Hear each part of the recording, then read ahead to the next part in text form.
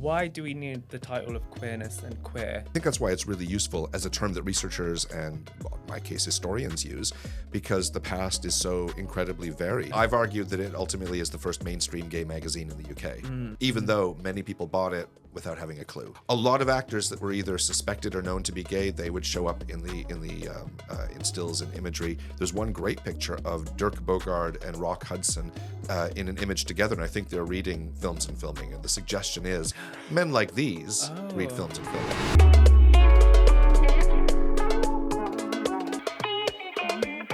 Hi, welcome back to Avoiding My Anxiously Attached Boyfriend with me, Faris, and my co-host, Josh or Squishy. Yeah, and today we're very excited. We've been waiting for this for a long time. We're very excited. We've been waiting for this for a long time. We have Dr. Justin Bengry with us. Hi. Hi, it's really lovely to meet you both in person. Yes, thank you for coming. It's really nice to meet you too. So, Justin, you are a lecturer. Is that your title? Or are you senior lecturer? Well, I was lecturer. I was lecturer and the director of a research center. Oh, okay. I had all kinds of nifty titles that accumulated. Now I'm a kind of itinerant academic. Love that. And you launched the first MA in queer history at Goldsmiths University, and it was the only one in the world. Absolutely, yeah. In 2017, we launched that. That's exciting. It doesn't, unfortunately, exist anymore, though, you were saying. No. As part of the college's redundancy program, my employment was terminated and the program was closed down, unfortunately. Any plans on starting one up somewhere else? I mean, anyone who's listening that runs a university. I mean, that would be amazing. I think it's such an important program, had so much community support, so much interest from students who still wanted to participate. I'm still getting messages from people who'd hoped to take the course. So there's definitely a hunger out there. We're going to go into the Dr. Justin and then the personal Justin. So we'll try and decipher the difference. But what I found really interesting in a couple of the articles that I honestly skimmed across, because you do a lot of fucking research. There's a lot, a lot of research. And I wanted to know, like, in your opinion, maybe you're professional or personal, what is queerness, and what is kind of, for anyone listening who's, not part of the community or part of the community, why do we need the title of queerness and queer?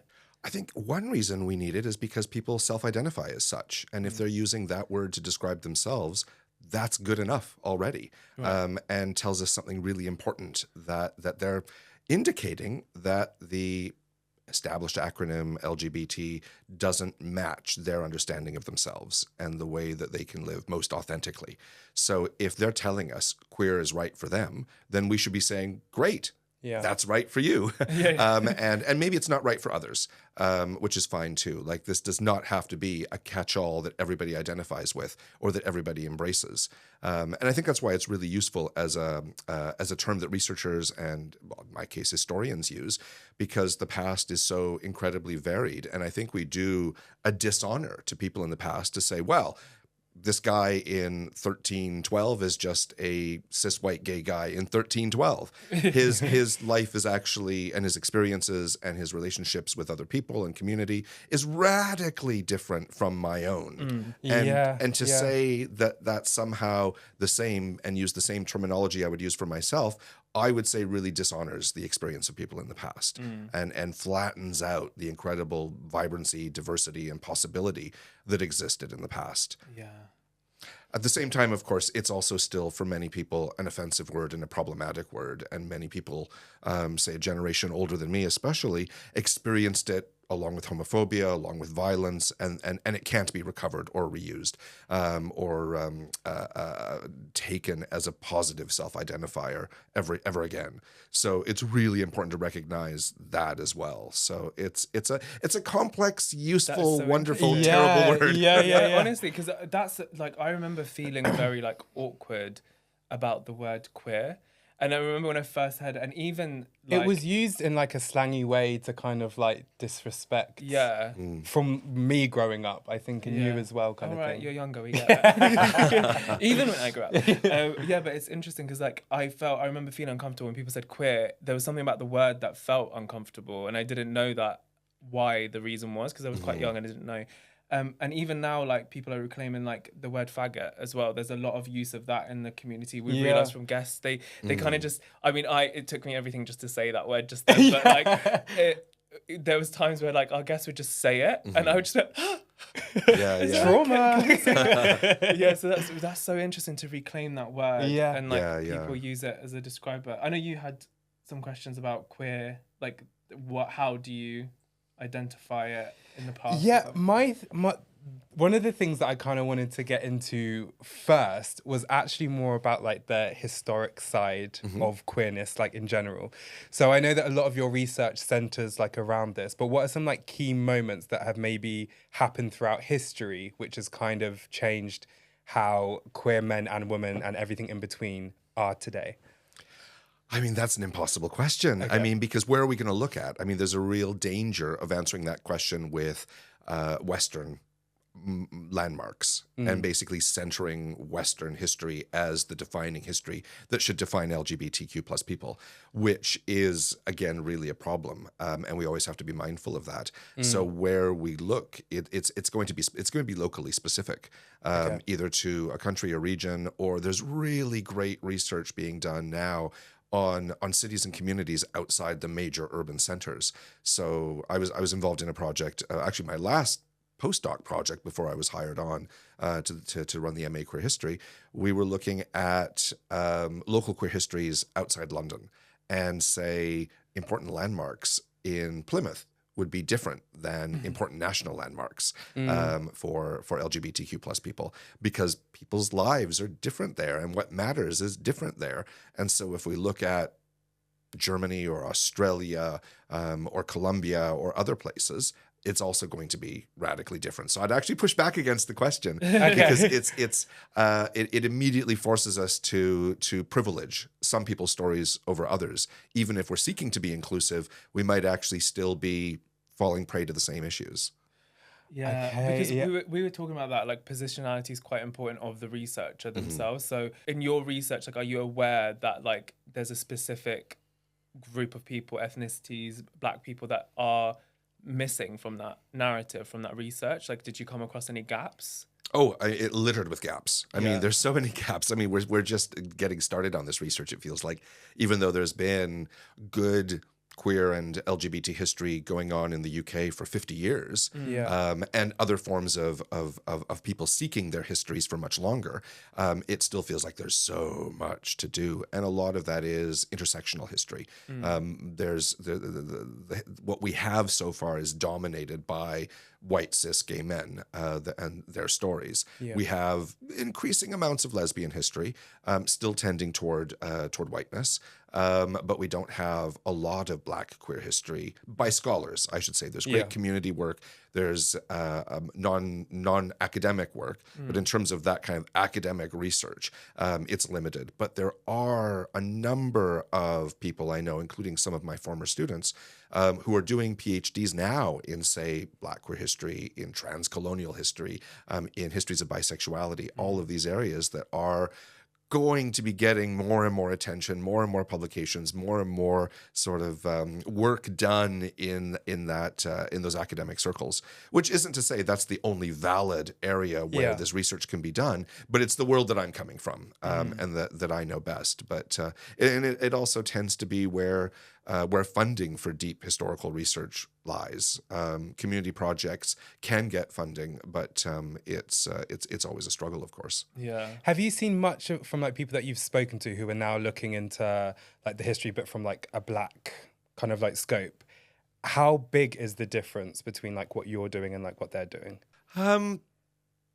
That's interesting. I mean, in some ways, of course, by highlighting the histories, contributions, lives, experiences of a different group of people, they're doing something very, very different, because there's going to be historical specificities to that experience that are completely different to the historical specificities that the people I research or typically research lived through and experienced. But in other ways, we're also both historians. We're both interested in similar questions and understanding people's place in the world around them, their relationships, and the way they experienced all of those things. So a bit of both. In some ways, it's very different. In some ways, it's very similar. And then other projects I've been involved with cross those lines entirely. So I was working on a project with Molly Merriman at Kent State University, and we undertook what I think might be the largest oral history project to interview LGBTQ plus people about their experiences of the COVID-19 pandemic. And that included a range of people across identity positions, gender, race, ethnicities, ability, everything. I mean, we got quite a few people. I was really, I'm really proud of that project and how it was able to include such a range of voices, urban, rural, across all 4 nations of the UK. Sometimes that's the hardest thing is geographic distribution. I mean, I can track down people in London, but getting geographic distribution beyond the usual suspects is sometimes actually the biggest obstacle. Like, what do you want to find out with regard, like, the effect of COVID-19 on LGBT or on their relationships, or what was the purpose of that? Yes. Oh, yeah. All of the above. Yeah. I mean, well, we went into it knowing from our own experiences that LGBTQ plus people haven't had a different experience of the pandemic than the wider population.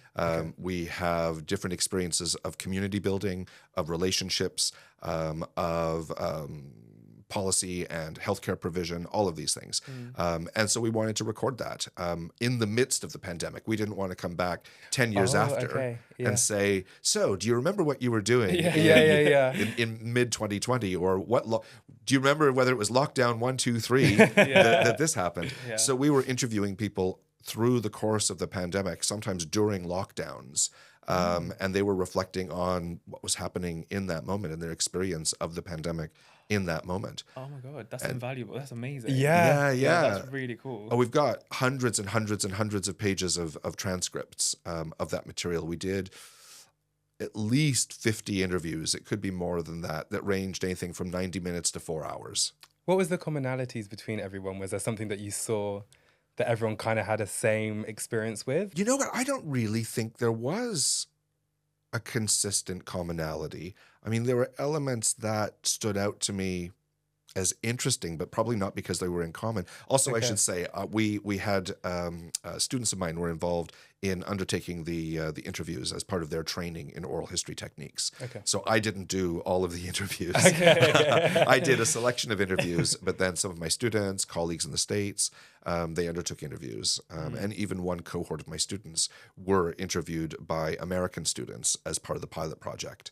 So all of that will affect, of course, how the interviews went, what was recorded, the rapport they had, what people shared. Sometimes, I mean, this is all the fascinating techniques of oral histories or interviewing. You know this, that sometimes you'll have things in common and people open up differently and share more. Maybe you have you're very, very different, and so people share more because they're trying to teach you something that you wouldn't have experienced. All of that happened. It's an incredible resource that we haven't fully worked with yet. We're hoping to have. I think there was Molly and one of her students wrote an article based on the interview transcripts. We're hoping to put out at least one book. Whatever else comes along, we've done presentations, talks, what have you. But it's one of many, many, many irons in the fire. God, I feel like it's so busy. Like, it must be really busy in your head. Like, all these different things and all these like different projects that like I just feel like yeah. But what I find interesting, because you mentioned about the difference. You don't want to apply queer as it's known today or defined today to someone in the past when you're kind of reviewing or analyzing, I suppose. How do you actually find out back in the day, like, who was gay, queer? Like, how do you know, or do you just assume by like the way something's written, or are there like telltale signs in general? Yeah. Or even like, because I suppose you have to define it first and then decide if they fit that mode. But there's some areas, I guess, where it was illegal, so you could look at criminal convictions, police records. But then there was a time where I don't actually know if it was ever, you can tell me, illegal for like same sex was illegal for men but not women. Was it ever illegal for Depends women? on the country. In the UK? In the UK, no. Okay. Of course, so it was discussed in the House of Lords in 1921 or 22, Okay. where they one of the lords suggested extending the laws against the laws about gross indecency to women. At that point, the law on gross indecency since 1885 had only applied to men.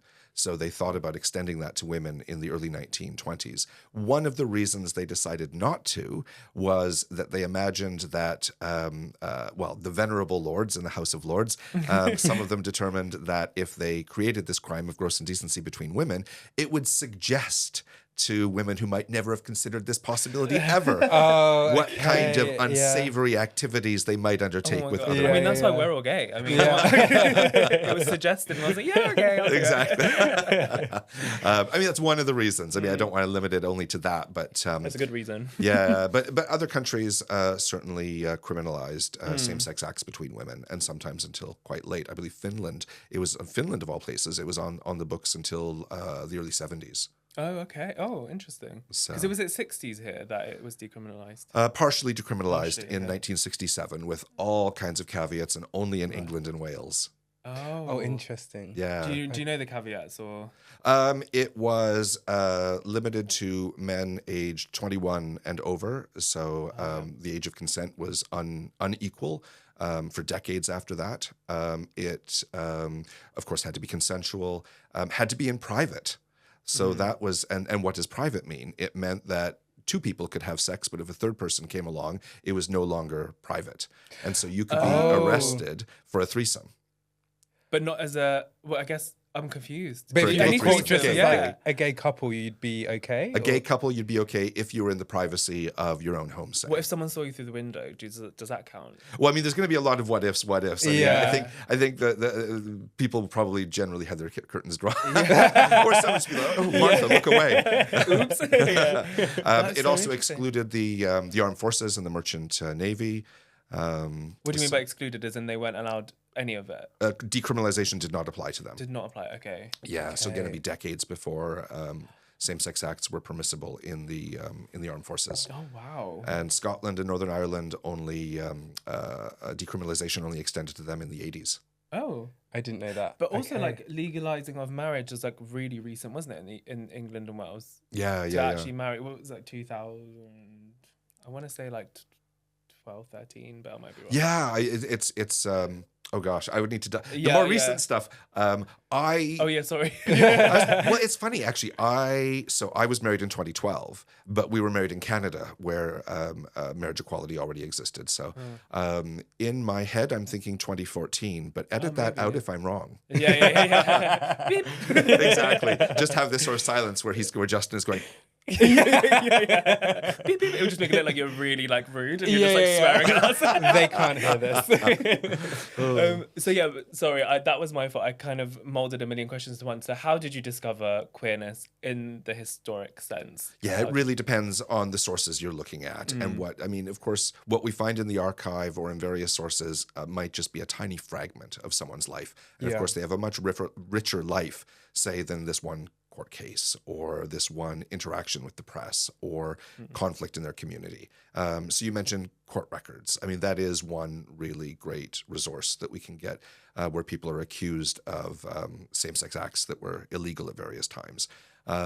There's all kinds of other records that are left behind, licensing records for places that might, pubs, bars, clubs that might have been licensed as venues that appealed to wider queer communities or were accused of being such and shut down or policed or raided. All of that tells us something as well. People leave diaries, personal records, photographs that might show intimate relationships, couples, families of choice, all of these things. There's a degree of interpretation, of course, that goes into this. It's like little pieces that you're trying to like put together into like a jigsaw. Yeah, okay. Exactly. So I look at things like film, theater. I look at newspaper records, even where accusations are made against people, which may or may not be true, but those ideas are circulating. So that becomes important because I'm interested in commercial interests in homosexuality, queerness, what have you. But there's not necessarily a definitive answer. Sometimes and also let's question how rigid and homogenous and monolithic heterosexuality is. Just because someone is in an apparently heterosexual relationship doesn't mean that they didn't have other kinds of relationships on the side, other emotional commitments on the side. Yeah. Or there's We a know whole a lot of those. and then there's a whole period where we talk about intense romantic friendships, and maybe those weren't consummated, but they're still incredibly intimate and different than what we see as just friendship now. Yeah. And I think the issue sometimes there is that others critiquing our work somehow demand proof of genital contact to prove that people were gay or lesbian or queer or what have you. Which is something you'll never really... No, it's an impossible task, and that's precisely why they said it. It's to diminish the power of the work that we're doing.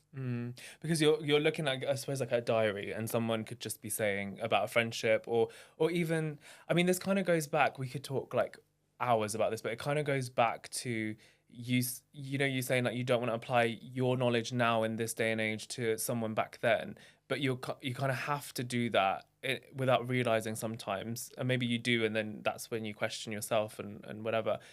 But you read something and it's like, that whole thing of like a bachelor that's been single all their life, or a woman that's been single, whatever. You're then going to have to interpret that. Oh yeah, for the purpose of your absolutely. And there are people, cases, sources, examples, they resonate for us today. And there's something that we look at them instead of others, and do more investigation and try and find out more about that person, that relationship, that experience. And sometimes it's just what I always tell my students, I talk about a sort of queer Spidey sense. It's sort of like something just grabs you and you don't always know why. And then you look more and you're like, aha. Oh, really? Okay. Oh, I've definitely had all kinds of things like that where I might look at a source, I'm like, something is just grabbing my attention there. I can't quite put my finger on it. I do a little bit more digging, and I find it confirmed. Your gaydar must be out of this world. Yeah. Now but it's 100 years out of date. You just say, oh my God, gay. Exactly. That's so interesting. Yeah. That must feel so satisfying. You're like, I feel, and then you find it and you're like, I confirms knew it it. after. Yeah. Oh, absolutely. I had one where I bought a postcard from might have been from the 20s, I can't remember. And it's from a series of postcards that were sold commercially, just an ordinary London postcard, a night scene on the Embankment here in London. And there was a police officer, you could tell by his silhouette in the shadows of the fog. And I thought, there's something a little bit, that's an interesting postcard. I know the Embankment, there was cruising along the Embankment. You've got the darkness of the fog and of the night, and you've got this sort of threat of the police officer looming in the distance. So to a lot of people, that would just be, well, here's a London scene in the fog. In a postcard that was commercially available anywhere. You turn it over, and it was written to an address. I can't remember. I think somewhere in the Midlands. And I didn't have the full name of the sender, but I at least had the surname and initials of the recipient. And it was someone kind of, well, this gave it away a little bit more too. When you turn it over, it was a bit of sort of camp complaining about the London theatre scene. So there was a tone to it that felt a bit familiar. And then I looked up in various records available from the time. I found out who was living at that address, Googled that person, and there's a known history of that person in later in life known as a homosexual man. Yes, I was like, investigator justice. Yeah. I my know, God. Exactly. I was really proud of that one. So. That's amazing. Hi. Make sure you subscribe, guys. Oh, it turned a bit only fast. Subscribe. Go on, Sam. Okay. Why should they subscribe? Because if you don't, I'll find you and I'll hunt you down and I'll gut you like a fish. So if you don't want them coming after you, like, subscribe, and put the bell button on. Yeah, and follow us on socials. What was it? The young people? This is the young one. The young people. The young people. Okay, Subscribe, guys. back to the episode. I was able to speak to people that were involved in the magazine, and the publisher, editors, pretty much the entire editorial staff was gay, and they intended the magazine to be very gay slanted, even though it was also a mainstream magazine. important film magazine that you could buy at W.H. Smith, but you could read it on the tube, at least until they started putting naked men on the cover in the 70s. But in the 50s and 60s, you could read it on the tube. And was it similar like illustrations to the other one where it had like the... No, it was real life images, wasn't it? it was real life images, stills from films. Yeah. Oh, okay. Gay Men on the personals. beach with, like, Oh, speedos I on. see, I see, I Yeah. see. It Okay. gave me, it really gave me Abercrombie. Like when I saw that, I was like, this really. I mean, I know like they're not good to talk about, but they really gave that sexy male, but very much like, who is this actually catered for? Yeah, Or, it like, could be either. It gave Yeah. that vibe, Yeah. yeah, where you know kind of thing. Okay. The vibe was definitely cis gay man. Yeah. Yeah, absolutely. And they, whenever there was a film that had, whatever the film's topic was, if there was a scene where some attractive guy had his shirt off, that's what they'd use for the film, the review. Yeah. I've argued that it ultimately is the first mainstream gay magazine in the UK, even though many people bought it without having a clue. Yeah, you see that. Because they had really important film reviewers and film people writing there. They'd talk about Lillian Gish. Okay, that's a bit camp, but Yeah. Who was the actors? There was two Rock actors. Hudson? Rock Hudson. yeah. There was, Dirk Bogarde. Yeah. Yes. Yeah, yes, Anthony Perkins. A lot of actors that were either suspected or known to be gay, they would show up in stills and imagery. There's one great picture of Dirk Bogarde and Rock Hudson in an image together, and I think they're reading films and filming. And the suggestion is, men like these read films and filming. fun. Okay. But it's left as a suggestion. It's Yeah. not sort of saying, look at these gay guys. Yeah. But then the personals are amazing because there's lots of, so the film marketplace section would have ads from men, from bachelors, seeking other bachelors. This is what I was talking about. Yeah. I was like, oh, I'm gonna ask him about the original grinder. yeah. It's true. That's how I read it. I wasn't sure if it's so they do. Yeah. So how So does it's like that work? sections in the magazine where it's like At the back, small ads at the back, just little personal. Sometimes they'd be saying, I'm selling film memorabilia, but a lot of them were also personal ads like bachelor seeks same, interested in swimming, fitness, opera, physique, send pictures. And then you'd call them and be like, I'm interested. Well, you wouldn't have the number. You'd have like a reference, a box reference you could send in. Oh wow. The OG grinder. It is. Yeah. Swipe right. But I mean, these weren't the first male same-sex personal ads. I mean, Oh, they're not? No. There's a famous case in the 1920s of a magazine called The Link, where men were writing to each other all across Britain and Ireland, and several were arrested because the letters were found. Oh. It was a big case. Yeah. So, and I mean, during the discussions, the testimony to the Wolfenden Committee in the 50s. The Wolfenden Report is what originally proposed partial decriminalization. So it met between 54 and 57. There's testimony there where they talk about the misuse of personal ads in some newspapers for men to seek other men, and they listed, I think, a couple like prominent dailies, and then said something like even the Church Times. Not the Church Times. No, but gay Christians need love too. That reminds me of the newspaper article thing in the other episode where it was like pastor that claims that natural disasters are because of homosexuals or whatever, gets his house destroyed by a natural disaster. Oh, yeah. And I was like, ha. But the personal ads are amazing because you can see what kind of language people use at different points. So bachelor was still safe what but else coded. was Others talk about being versatile, which I don't think it means what you're thinking. Okay. Straight away. Is that, oh my God. I think they were understanding versatile more so in a way that might not be sexually fluid or bisexual. Why? Why do you think that? Because Eric Partridge told me so. Oh, okay. Because I looked at the Dictionary of Slang and Unconventional English, Right. and I believe that's where it was saying. That's interesting, There was a yeah. period in which versatile could be understood as more Mask for mask. Yeah. as bisexual. So Yeah. but yeah, no, there's lots there. They're saying interested in. There's people from the military that are saying there's one. There's several where it says ex matelot, so a kind of sailor looking for others. people that are looking for things that are a bit more kinky as well. There's always was things there- like young man, this age, seeks employment, willing to consider anything, this kind of thing. Oh. So there's Oh. slightly, it looks a little bit like sex work ads Yeah. showing Okay. up that kind of come and go. Duos looking for any kind of remuneration. Oh, it sounds like your CV. Then.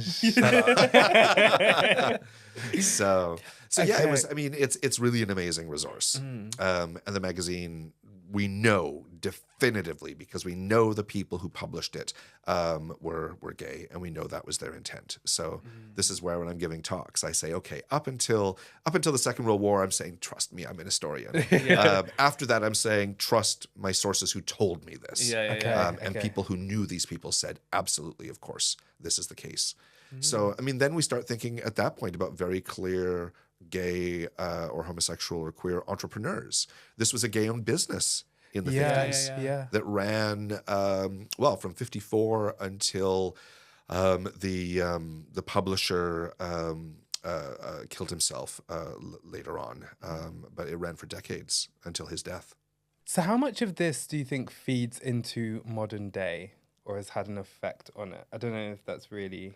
What do you mean by that? I mean, it's Like, I mean, I think some it's of the relevant things to the that were modern like day. published, has it like affected like how queerness like is seen today? Like certain things that were in these magazines, like does it like translate into like that's how like men's health or like men's fitness has potentially like created or like could be seen for like gay men? Like I'm not too sure. Yeah, I'm not sure that magazines like Men's Fitness or Men's Health necessarily look back to Films and Filming to say, look what we can do. But I think it shows us how those strategies have evolved over time, and show us that this isn't something that's very, very recent. It actually has a much longer history. So all of these elements of queer history are not just a recent phenomenon. Queer history didn't start at Stonewall. It goes much further back. And there's more sources that I could deal with in a lifetime. Yeah. It's more like an interesting thing of like this potentially could even just be, it was targeted subtly at the gay community, gay men, but also because it was part of the normal consumerist vibes of magazines that maybe hetero men got used to that kind of marketing, and that was then passed down generationally, and then it evolved into men were comfortable looking at men's health in like an almost unconscious way of finding it attractive, but for themselves, as opposed to like wanting to get with it. Sure, but then look at other like fitness magazines, even in the 20s, 30s, and 40s, or earlier fitness cards of like bodybuilders and whatnot that go back to the 19th century.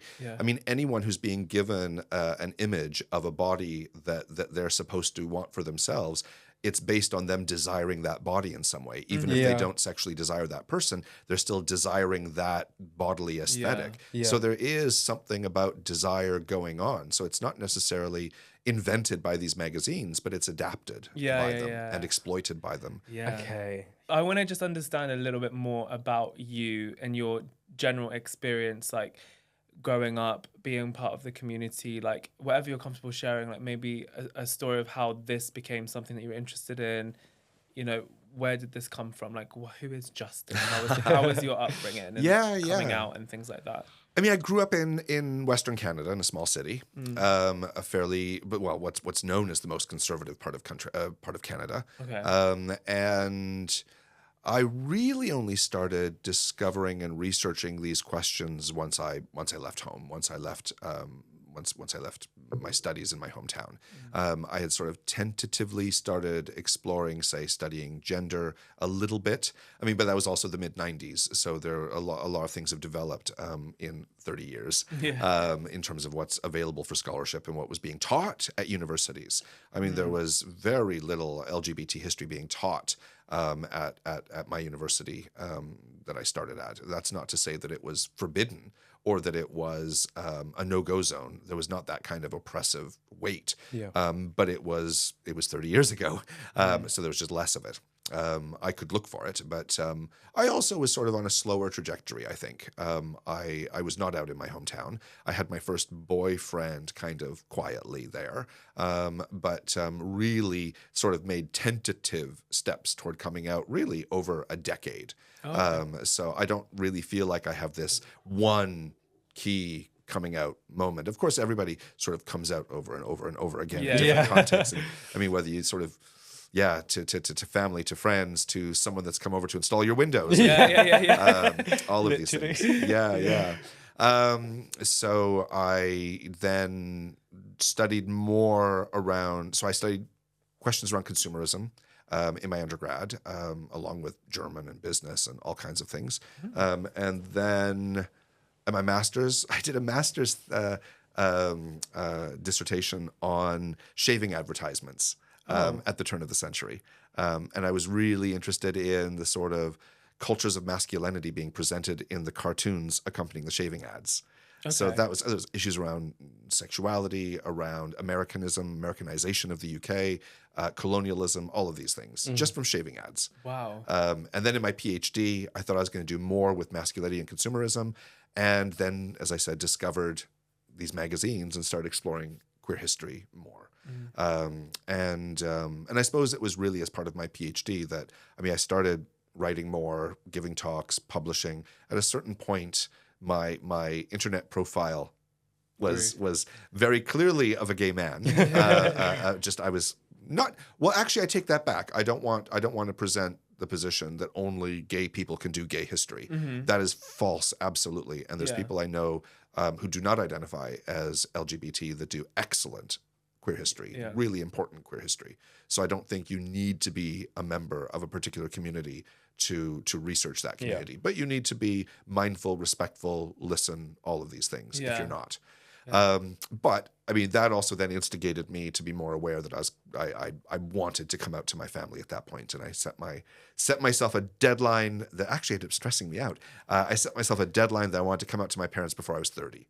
And my birthday's in February, so that was Christmas of 2006, I guess. You told them at Christmas. Not at Christmas dinner. I was gonna say- It wasn't. I was like, No. It wasn't like pass the turkey to the homosexual. No.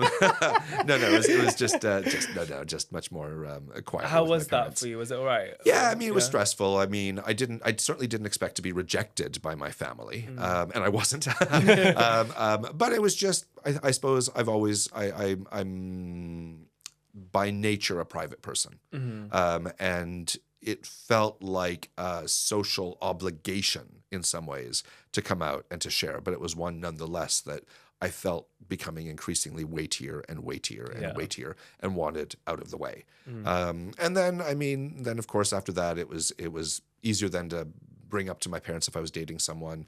When I met my now partner, told them about him fairly soon. They've embraced him. My nieces at one point cried when he didn't visit, even though I did, and I'm like, what about me? I'm here. I get that.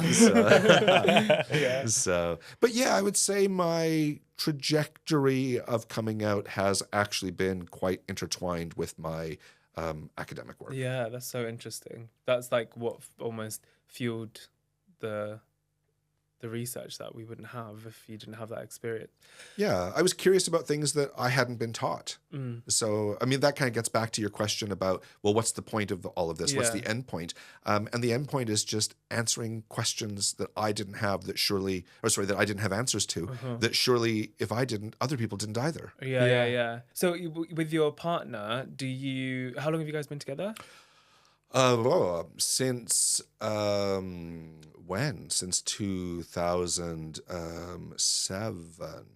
Yeah, late 2007. And we got married in 2012. Did you get married, you said, in Canada, In right? Canada, in Vancouver. Yeah, Oh, yeah. that's fun. fun. Nice. That's so Yeah, nice. with just a couple friends quietly. Like we because my partner's Finnish and I'm Canadian, no matter what we did, we'd be excluding family from somewhere. Yeah. So we just to do something. We decided to do something very quietly with friends, and then we had parties for the next year and a half. Oh, fine. Okay, that's good. That's fine. I recommend to people to do this now. Do your wedding for you. Yeah. Because most of the time, a wedding is actually for everybody else. Yeah, definitely. Weddings and Yeah. funerals are not for the person who's on show. No, it really isn't. So Do you happen to know what your attachment style is in the relationship? I was reading that, the guide that you sent of sort of what the different attachment styles are. I question subscribing to any one style. I mean, I'm all They about do fluidity. mix. Yeah. I'm a queer Versatility. historian. Like, Yeah. I'm trying to break down categories and boundaries. Yeah. Reading them though, I could definitely see in my history different attachment styles in different relationships or at different times in the same relationship. Yeah. So I Okay. don't really feel I can say this. What are you right now? I mean, right now, this was Going also more part of the way that I couldn't secure. remember all 4 of them. Are you anxiously attached to us? Right? Right now I'm in sort of a like 12 years stably married, so we're just kind of in our routines. Yeah. So Secure. yeah. I got you. Oh, that's fun. Actually, we just submitted a draft, like a final draft to the publisher of a kind of queer history scrapbook with 3 other amazing people. Matt Cook, who holds a chair in LGBT histories at Oxford, and Rebecca Jennings, who is a prominent and important lesbian historian at UCL, and E.J. Scott, who founded the Museum of Transology. So the 4 of us have been working on this scrapbook that is partly our own contributions, partly crowdsourced contributions from community members, from archivists, from activists, to try to tell broader stories of queer history through images, things, stuff, with captions, with short descriptions, with short essays, but just lots of stuff that shows all these different possibilities, again, outside of London, outside of the usual stories, really community-based, location-specific, across the UK and across the island of Ireland. So watch for that. Yes. Hopefully, when are we thinking? hopefully in the next year. So watch for that. Okay. Manchester University Press is working with us on that. You have to let us know as well. Yeah. Well, and the key thing, it's not meant to be an academic text. And it's nice, not meant to be at academic text prices either. Good. Yeah. So speaking of the pink pound, I mean, this is where we're trying not to like a £120 book is not something that the average person is going to go out and buy 10 copies of. But yeah, that's true. Oh, that's fun. Well, thank you so much for that. That was amazing. That was literally, I feel like we owe you like £24,000 right now just for that year-long degree. I'm going to rewatch over this episode so many times to make sure it sinks in. I'm going to get annoyed watching it back, I can tell. I should have asked this. But it's fine. I'm going to bug you. You guys don't get to find out, but we'll get to find out. Well, I'll stay in touch if we get the MA running up somewhere else. And 100%. you can sign up for an MA if we get it going somewhere else. Not another one.